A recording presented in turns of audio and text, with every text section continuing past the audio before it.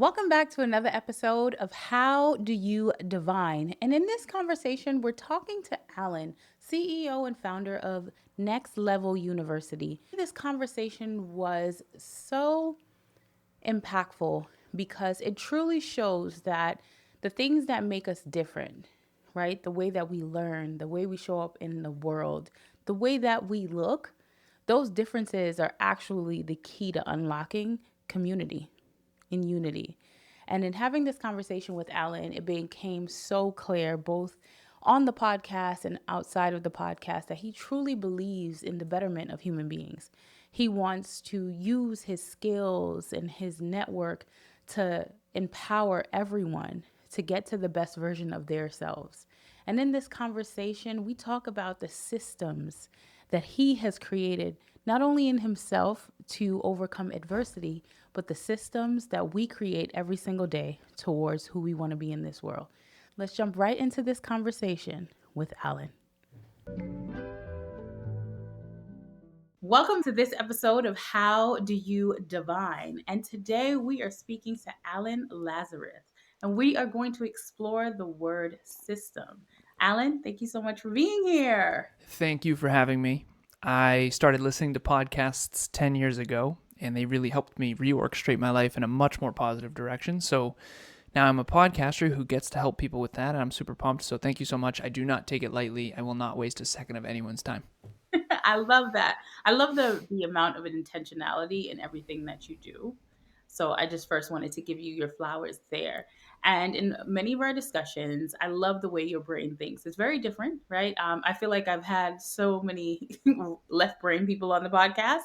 But why I wanted to talk to you about systems today is I think your definition of what a good system and what a system is have evolved over your journey, right? Just as a human being. So let's just give the audience a little early days of who is Alan as a child, who is Alan as the engineer, who is Alan as the entrepreneur. Who is Alan as the child?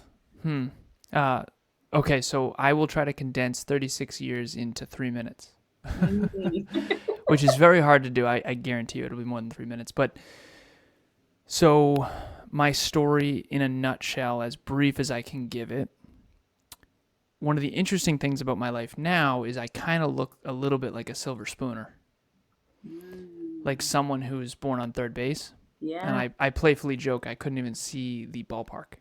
Aww. Yeah. So, do you have an explicit show, by the way? I want to be respectful. Yes, yeah? we do. Okay. Yes. So you can't even see the fucking ballpark. Again, I won't overdo it, but I think it's important to emphasize. So, 36 years old now, very, very grateful to be where I am today, but I started off in a really small town, born and raised in Massachusetts, small-minded town. I playfully refer to it as the Boulevard of Broken Dreams. Oh. Yeah, not great. Yeah. When I was 2 years old, my birth father passed away when he was 28. This is 1991, in a car suddenly. I had a stepfather named Steve Lazaros from age 3 to 14, so I took his last name around age 7. Yeah. My real name is Alan McCorkle. John McCorkle was my father. It was Jim, Joe, John, Jane, Joan, Jeanette. 6 J's, big Irish Catholic family. Yeah. And from 3 to 14, I had a stepfather named Steve. He worked for AGFA, AGFA. They did hospital computers during the dot-com era from basically 1992 all the way to 2003. And he left my family in 2003, took his entire extended family with him. To this day, I've never seen or spoken to a single one of them since. Wow. Yeah, and we weren't associating much with the McCorkles anymore because we were trying to be the Lazaroses. Yeah. My mom and stepdad did not get along. That's a polite way to put it. Holy crap. Holy crap. And it's funny now. At the time wasn't. But from the outside looking in, we looked like the rich family because we did very well. In the 90s, most people did in the U.S. U.S. is the largest economy by far. And in the dot-com bubble, it was very much economic boom times. So we had a yacht, we had a BMW, we had snowmobiles, we had boats and ski trips. It was a whole thing. So from the outside in, it looked like we were wealthy. From the inside out, not good. Sister moves out same year my stepdad leaves. Same year, my mom gets in a fight with my aunt Sandy, her sister. We get ostracized from her side of the family. To this day, I've only seen or spoken to two people from my mother's side. So by the time I'm 14 years old, I kind of lost three full families.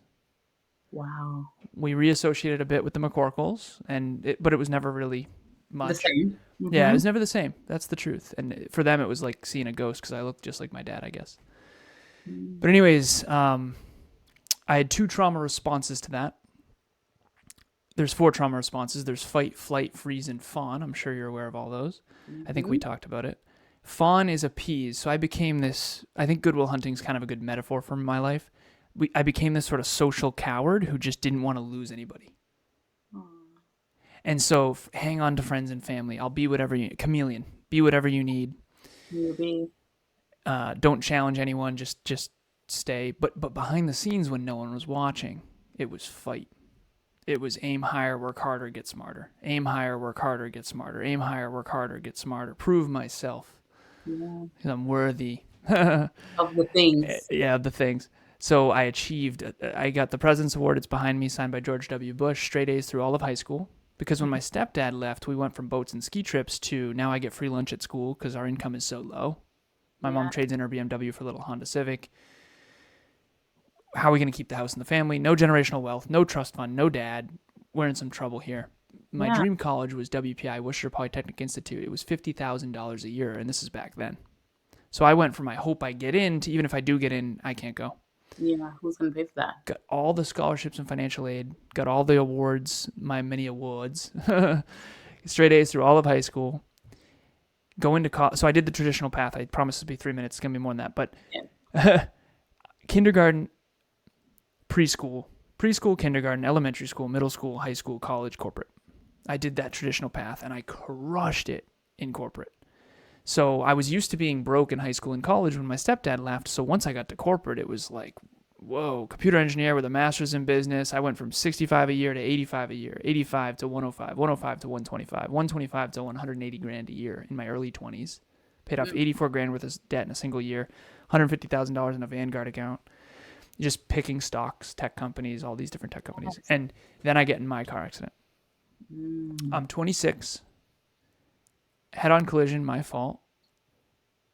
My little cousin, one of the two people that came back from my mom's side, my little cousin Dan and I were in the car. Volkswagen Passat saved my life totally. So I bought that car in $5 grand cash, and we hit a lift-kitted pickup truck. My fault. Crossed the double yellows. Not a fender bender. Definitely a hefty accident. Yeah. But that was 10 years ago, and that, fortunately, none of us were physically permanently damaged. We were okay. Definitely rattled, but Yeah. okay. Both airbags deployed, frame stayed. That is, some people have a job, some people have a career, some people have a calling. That's when I found my calling. That's when I found personal development, personal growth, self-improvement, mental health. That's when I started focusing on fulfillment more than just external success. That was 10 years ago. And I dialed personal development up to 11. And I just, every single day since, have been working on myself physically, mentally, emotionally, and spiritually. And now I have a company that helps people reach their potential through becoming healthier, wealthier, and more in love. And so who is Alan? Someone who had tremendous adversity, more than I can possibly describe on this medium, and who had dealt with a lot of abandonment and loss, and somehow overcame that and decided to become more through it. Not always. Alcohol, drugs, like I had some struggles too. Yeah. But I definitely always aimed higher, worked harder, and got smarter. And it's unbelievable how good my life is now. Like it's unreal compared to where I started. And so Yeah. I'm very grateful. And yeah, so that's I guess the best answer I can give. That I know, and I love that answer because it didn't need to be 3 minutes. It was all each minute was spent very substantially, which is more important. And when you was going through that story, I started thinking of what was Alan thinking at those times, right? I feel like we all have coping mechanisms and we all have ways of like kind of moving through the day, right? But I always feel like as humans, we have systems, we have patterns, we have things that keep us, sitting up tall or even leaning over and failing ourselves. Yeah. So you said 10 years ago, you readjusted that system. You said, I'm making money. I did the things. I went through adversity. look at me now. But then even with all of these things, you said, no, I need to elevate. These things won't make me who I am. Right. Yeah. So tell me a little bit about your daily system pre accident, post accident. So pre-accident, it was all metrics and corporate and career. Mm, I always was super career oriented. I always had big goals and dreams. And I think a lot of people mirrored that. So I lived in this echo chamber of thinking everyone did. And now in hindsight, it's very clear they were just talking. I don't want to be mean, but statistically speaking, most people just don't achieve their goals and dreams. They just don't. And that makes me sad, which is why that's what I do for a living now. But after the accident, I have these little black notebooks in the corner of my office over here. And I started tracking habits. And people always ask me what's the best habit. And I think it's tracking habits. And every one of my clients, I have 20 people I coach currently. One is 4 times a week, 2 or 3 times a week, and then it's biweekly, weekly, and a couple monthly. They're all different business owners from all over the world, different backgrounds, different cultures, different ethnicities, different industries. It's been tremendous. And it's been 10 years, basically. I always say I've been mentoring for 10 years, coaching for 8. Basically, I started getting paid. yeah. And the one thing that is in common with all of them is that they all track metrics and habits. And I started tracking metrics and habits. And so when you say system, I want to give a visual for everybody. So picture a square, a rectangle, not a square. And in the upper left is the input. This is what you say, think, do, feel, and believe. But to make this simple, I complexify everything. To make this simple, it's what you do. Mm-hmm. So let's say you do exercise today. Okay, that's do. That's the input. The output is you're going to burn calories, you're going to feel better, you're going to have neurochemistry. Then you down here, so upper left is do, upper right is output. So input, output. Then it's measure and then adjust. So we have a 10-pound and 10-week challenge going on right now. We have 41 days left. We have a fitness group with 43 people in it, little community, the Next Level Fitness Accountability Group. And so we essentially, what you do impacts, it's cause and effect. I don't think a lot of people understand cause and effect and probabilities and statistical outcomes. It's all math-based. Every action has an equal and opposite reaction is another way to say this. But for me, everything's reverse engineerable. It's so funny because you're such an engineer, but like, you know what I mean? You're such an engineer and the way you say that. But like when you said, I don't think a lot of people want to achieve their goals and aspirations, I actually believe the opposite. I think a lot of people do want to achieve their goals and No, aspirations. they want to, but they don't end up doing it. They don't end up doing it because of if you ask me, it's the systems. It's because in order for you to actually achieve your goals and aspirations, you have to be real with yourself first. Agreed. Like you have to say, like something as simple as fitness, right? Because I think when we look at the physicality of things, to me, that's like so easy. It's so easy to buy a nice shirt, so easy to do your hair, so easy to like really deal with the on outward things, right? But it's like, are you really going to walk every day? Are you going to drink water? Are you like, that to me is when a system is truly evaluated. When you say, what am I doing every day towards my goal? Am I doing anything today that future me will be excited about or happy about? Well, I always joke with Kev, my business partner, because he doesn't think in engineering terms as much as I do. I said, you can't say I want to build $1 million company and then go to the beach. And he's like, people do that all the time. And it's like, yeah, but that's like me saying, hey, I want to build this iPhone. If you're on YouTube, I want to build this phone. Mm-hmm. And then you just like go gardening. They have nothing to do with each other. Everything, and again, I'm very intense with this. Yeah. If you have an outcome that you want to create in your future, and by the way, your future self matters more than your present self. I know that that's not popular. Let me explain why. Pretty soon your future self is going to be your present self. And by the way, I am a byproduct of the future I'm trying to create. The only reason this episode's even reasonably good is because I've done 10,766 others. Now, of coaching, training, and podcasting, I want to make this clear. It's not all podcasts. But 10 years ago, I started tracking the number of coaching sessions, training/speeches, and podcasts that I was doing. I've tracked them for 10 years. I just surpassed 10,000 hours probably like earlier this year. 10,766 as of 2 days ago. I still have to update it. That's the only reason why I'm a strong communicator. I wasn't born a strong communicator. Yeah. What we do and don't do impacts us. And what we do and don't do is impacted based on our goals. If you didn't have any goals and I didn't have any goals, neither one of us would have met.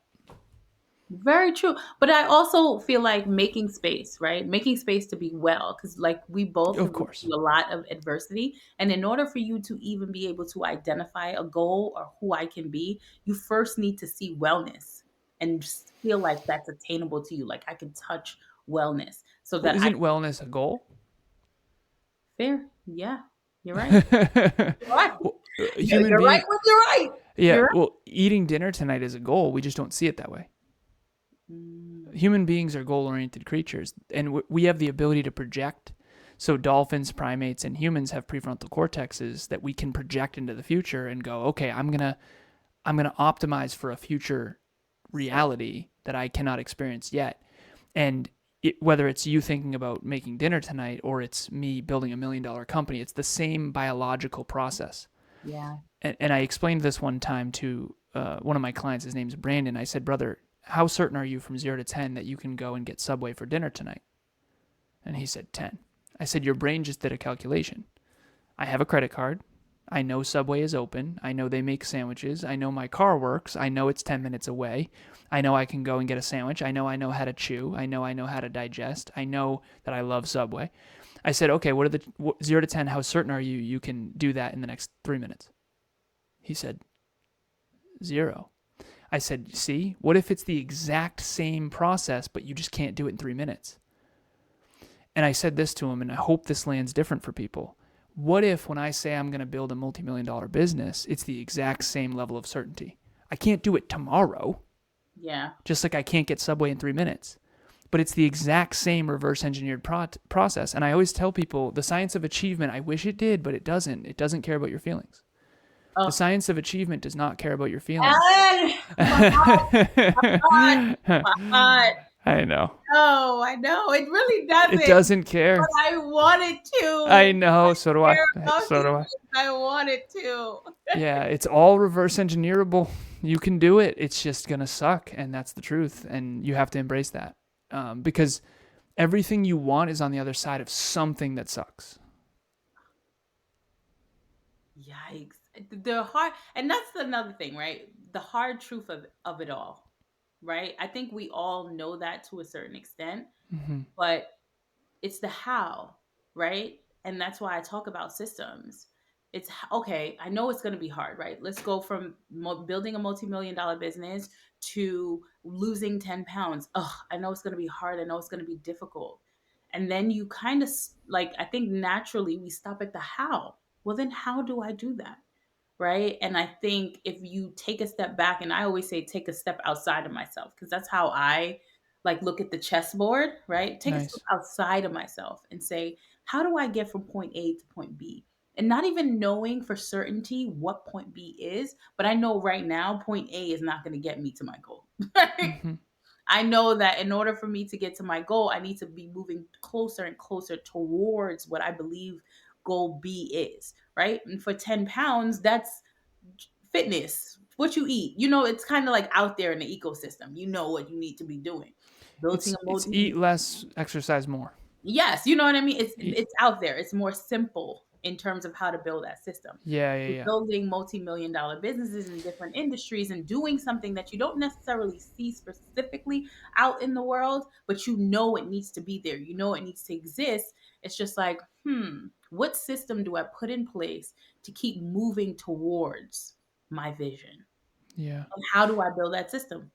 The reverse engineering is a skill, and I think that it's hard for me to, because Kev said he said, Emilia and I recently, we were in the gym, and it was, Emilia's my beautiful girlfriend, future wife, and we were in the gym, and it was wildly crowded. And whenever I get frustrated, I actually think frustration is a byproduct of an obstacle in the way of a goal or a core value. So I was really frustrated, and so was she. Again, it's all good. I'm grateful people are working out. It's just a tiny gym, and it's too many people. And I was like, okay, Alan, instead of just complaining, what are you going to do about it? And I was like, all right, I'm going to let this motivate me to get a home gym. And I calculated it in my head immediately. I said, okay, we're going to move to somewhere down south, most likely North Carolina. I know the square footage we'll need. I know the amount of land we want. I know her amount of capital. I know my amount of capital. I know how much we both earn. I know the square footage.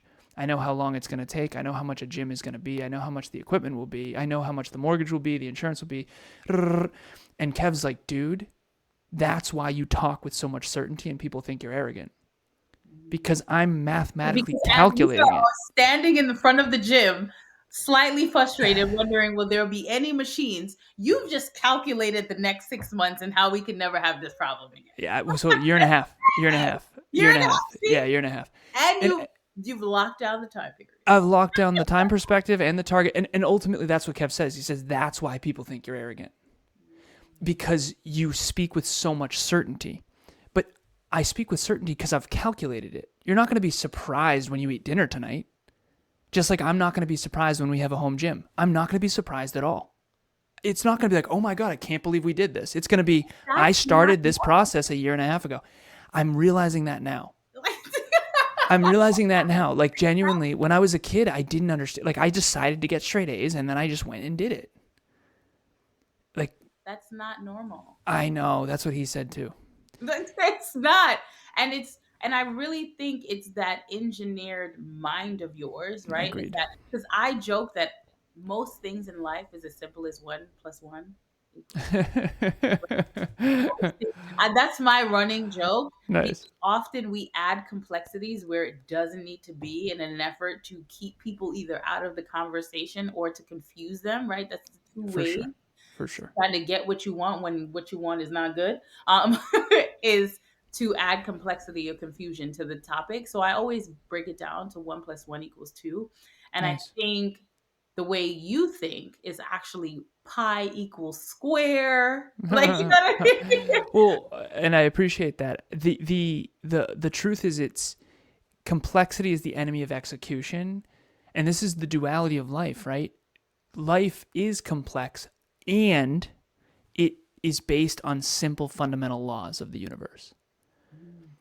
So a good example of that would be every action has an equal and opposite reaction. So you look both ways before you cross the street because otherwise it's physics, car, human, mass, acceleration. I know when you say it like that, it seems very simple, but we also have to, that's why I'm always championing the simplicity. Feelings component of it, right? Because when we look at it, I always say, like, if we run a horse's race, many people would get so much further, right? Because as you know, horses run blinders on. Yeah, 100%. We can only see straight ahead. But as human beings, we can't run like horses unless we train our minds and emotions to put blinders on to be able to run that way. And then every now and then take them off and look around and then put them back on and then put them back on. But in order for us to do that, I think we have to create systems, right? And in order for us to build up to that place, that goal, that thing we want to achieve, as simple as getting dinner on the table tonight to building a multi-million-dollar business, is looking at the systems and the patterns and the habits that we have, and then saying to ourselves, emotions aside, which is hard. It's hard. Yeah. It's hard for me, right? Putting emotions aside and saying, what habit do I need to establish today before the sun sets to achieve that goal, even if it's a small thing? And then be consistent with it and then improve it along the way. And everyone is more capable than they realize. If you improve by 0.1% every day for 10 years, that's 1/10 of 1%. Anyone can improve by 1/10 of 1%. I've improved by 1/10 of 1% even just in this podcast episode, just trying to practice speaking and different ways to articulate things. In 10 years, you can put $1 in a financial calculator and grow it by 0.1% every day for 10 years. And you end up 38 times, you have $38. So 38 times smarter, 38 times better, 38 times more wealthy. If you do it for 50 years, it's 84 million. If you take weekends off, it's only 439,000. You and these numbers, Alan. I'm I just know. like in Well, my mind. Have you ever seen the meme of the guy that's like, and you see all the like calculations that go on around? That's what I feel like happens Kev always says, he's like, this stuff when doesn't you land, are man. presented with a problem. I feel like you immediately become that meme that's like, like you walk into the grocery store and you're Yeah. like, I'm gonna get my favorite yogurt, and they don't have it immediately. Pie Times Square. If I move to the next Walmart, that's I love it. like I do. So when I walk into, I always joke, I can't go into a Panera Bread without seeing their profit and loss statement. You should definitely invest in Panera, by the way. But anyway, so oh my god, it's the math thing. Emilia says it. She said math and memory. You have a really good math. She has a 3.92 GPA from Providence College. When I first met her, I was like, nice. That means something, yeah, right? Numbers, in my opinion, and again, I'll get off the soapbox here in a second, but most people think linearly. In the 21st century, everything's exponentials. Google was in a garage 30 years ago. oh, So you can't flourish in today's world without thinking exponentially. We have more listens in a day than we did the entire first year. of your podcast. Yeah. And that's the compound effect. That's Yeah. but we How do also you have 2100 and so for me, I'm always like, I agree with you. I don't disagree with you at all. But yeah. I also am very much aware of the wide range when it comes to capabilities, right? I'm not going to call it intellect or whatever. I'm just going to Yeah, for sure. So how do you move from very small, very I'm not sure, very how do I compound? What does that even mean? How do you take step 1A? Yeah, Right? nice. That's good stuff. 1A. That's what Kevin would ask me. He's like, dude, bring this down to earth. 1A is start tracking a habit. And it has to be a positive habit. So I'll give you an example. I quit drinking 6 years ago and I replaced it with exercise. So I replaced alcohol with exercise. How does one replace alcohol with exercise? Usually when people want to drink, let me just for myself, right? When someone, i.e., me, wants a glass of wine, it's usually at the end of the day. I want to wind down. I am not thinking, Sanika, burpees. That's not what I'm thinking. I know. And this is why everyone, it's very Spock like. I decided I wanted to be a fitness model, fitness competitor, and fitness coach.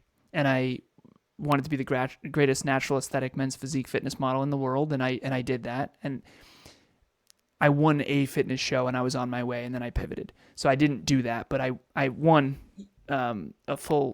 several fitness shows actually. One that I won, the other ones I came in fourth and fifth. But the point is, and I did 43 photo shoots as a model. That was a dream of mine, fitness model. But anyways, so the reason why I replaced alcohol with fitness is because I knew once I set a new goal, as long as I care about the goal more than alcohol, that way I could replace my kryptonite. So fitness, the worst thing you can do for fitness is alcohol. One of the worst. Not the worst, but one of the worst.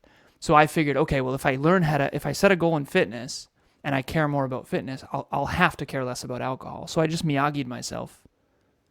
Listen, So you took Karate Kid very seriously. Like, what did you say? I said, you took Karate Kid very seriously. Like, Oh, of course. Well, yeah. So myself, like, yeah, of course. I know what you mean.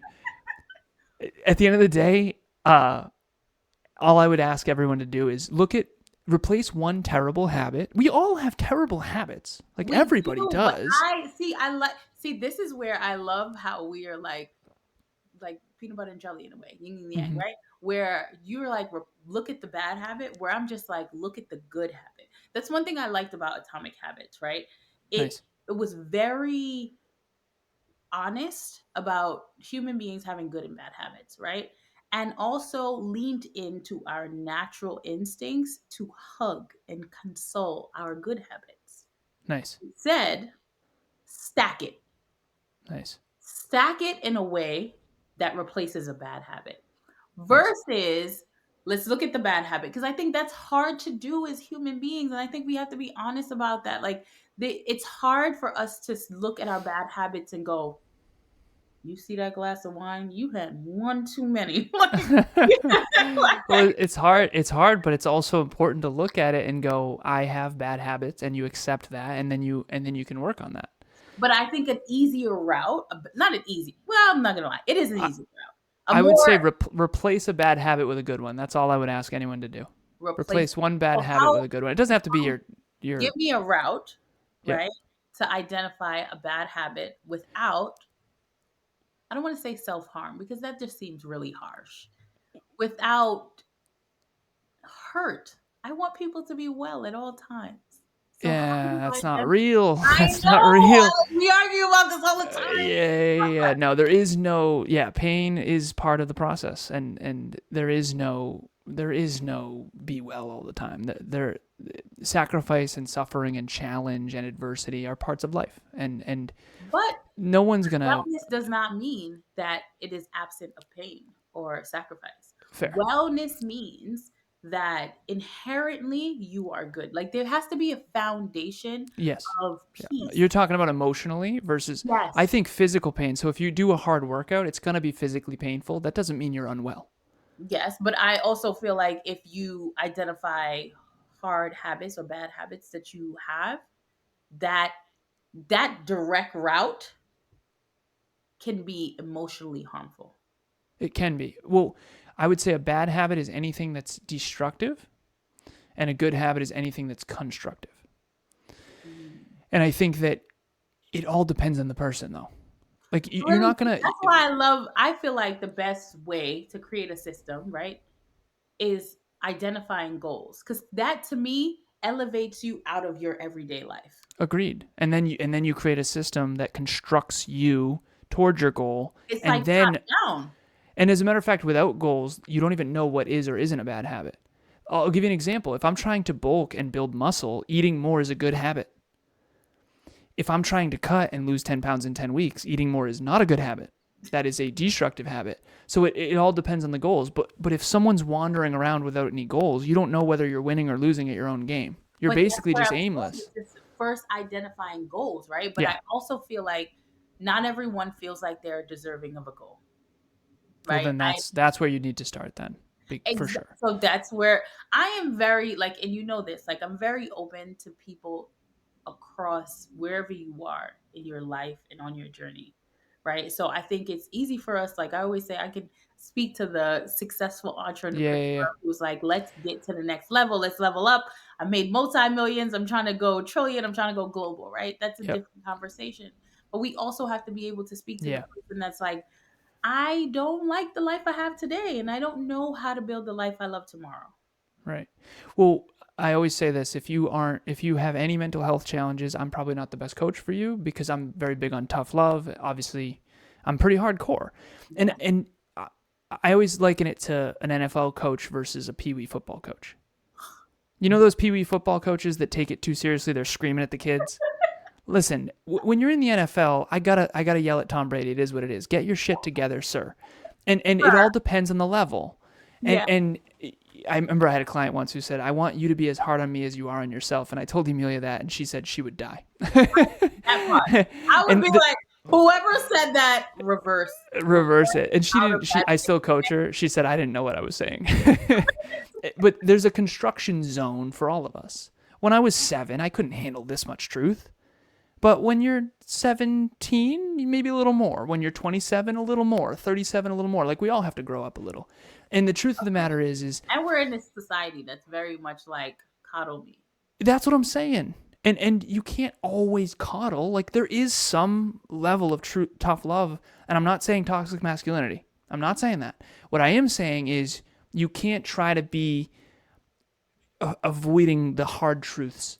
There's inconvenient truths. There's uncomfortable truths. There's life is challenging inherently, and you have to be equipped to actually face that head on. And so, but I'm grateful that you and I yin and yang to this because I know that you're more feminine, I'm more masculine. It is what it is. That's nothing wrong with that, and I think we provided a good episode. No, this has been a really great conversation, and I want to call this like a little fireside chat because we're gonna have Alan back.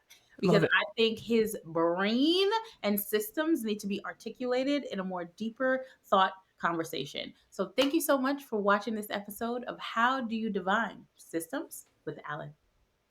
Thank you so much. Thank you. This was awesome.